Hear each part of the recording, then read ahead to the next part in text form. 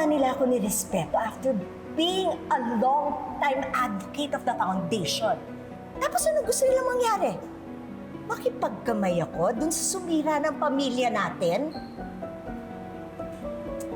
Hindi mo na kailangan gawin yun, okay? Kung ayaw mo, pwede namang hindi ka umattend.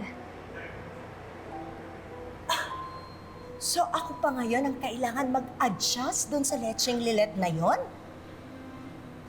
Okay, so kung pupunta ka, pupunta din ako. Pero, hindi lang yun yung gagawin ko. Iba-volunteer ko pa yung sarili ko doon sa program committee. Gusto mo yon? You're unbelievable, Mom. Pupunta na lang ako sa room ni Dad, okay? So calm down. Parang mas affected ka pa kaysa sa akin na hindi nakatanggap ng award eh. I have to go.